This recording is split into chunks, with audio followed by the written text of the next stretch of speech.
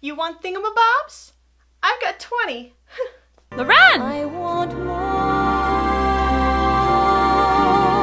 Last year, I went to Disney World with my family. It had been about 12 years since we had been to Disney World last, and even longer for Magic Kingdom. So as we were preparing to go to Disney World, we were talking to our friends Kellen and Taryn, and they are like major Disney kids like we are. And they started sharing about this thing called Disney pin trading. Disney pin trading started in 1999. Pins started showing up in all of Disney's parks throughout the world, and they featured many of their beloved characters, rides from the parks, and even pieces of Disney memorabilia. What's really unique about Disney pin trading is that it's an interactive experience. When before you might just go to Disney World and you stay with your knit group of family and friends, you're actually going out and meeting other people and conversing with other people. And as sort of an introvert, that terrifies me. I remember thinking, it's a cool idea and all, and I might buy a couple pins, but that's pretty much where it's gonna end. Then, after an hour in the park, I must have more. Before I knew it, I was walking out of the Disney park with 20 new pins. I mean, I really should have seen it coming because I am an avid collector, and I hope you enjoy me going through all the pins that I've collected over the past year. I think my oldest pin is this pin of Mickey with the flags around it, and it says Epcot. When we went to Florida last year, I was telling my pap about this whole pin trading thing and how I was like, I don't know if we're gonna really get into it and everything. And he said, well, let me give you like some seed money. I think I have a pin sitting in a drawer. And so it's kind of special because it's something that he gave me.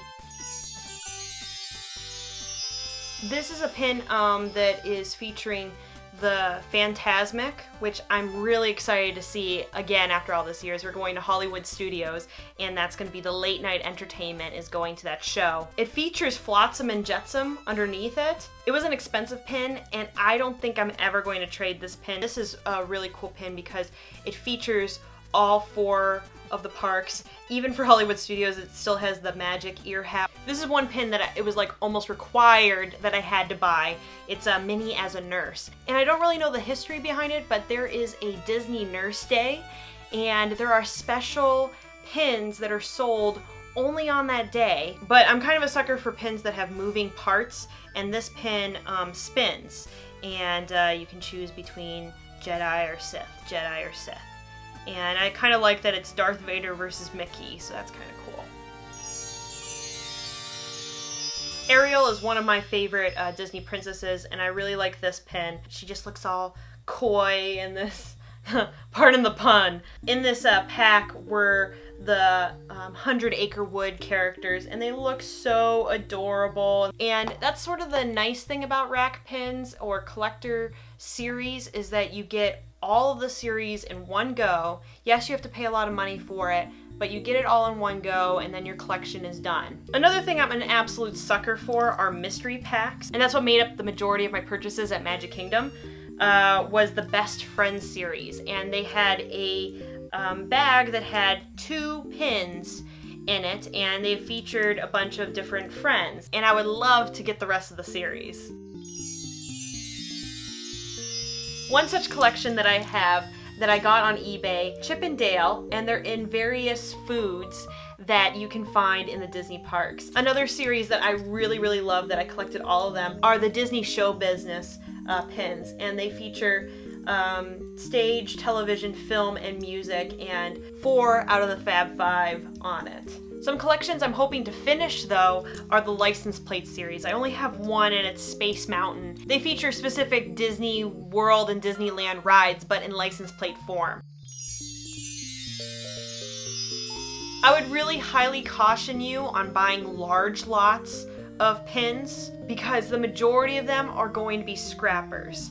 Scrappers are pins that are fake. The coloring is often off, or the character's eyes are looking in really weird directions. Another way to tell is that the Mickey waffle pattern on the back doesn't go to the edge, and the edges of the pin itself are very, very rough. That being said, I feel like I would be a major jerk if I took these scrapper pins into the park and attempted to trade them with a cast member. Cast members have to trade with you whenever you ask to trade with them. That's not saying that there's some pins that are completely fake, and I know they're fake, but they pass off enough that I like them and I wouldn't trade them anyway. For example, there's this pin here that I specifically bought that says Pin Trading Disney Parks, and it's the official Mickey Mouse pin trading pin, but there's some problems with it.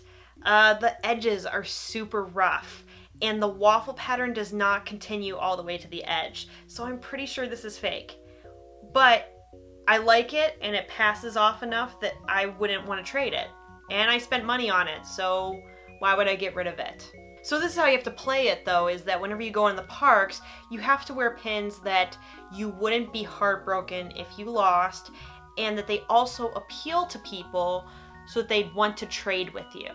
I also have these Oswald the Rabbit pins. He's sort of become like the, oh my gosh, he's Proto-Mickey, and it's so hipster to like him and everything. And yes, do I like Oswald the Rabbit because of Epic Mickey? True. But if somebody came up to me and said, hey, I really like these pins, and I know they're real, and they're hidden Mickey pins, I would be totally willing to trade them with somebody. Disney pin trading is really a lot of fun, and I'm looking forward to collecting more pins and maybe even getting up the gumption to trade with people inside the parks. But heed this warning, it's a very expensive habit. I'm the Musical Nurse. I'll see you guys next week. Bye!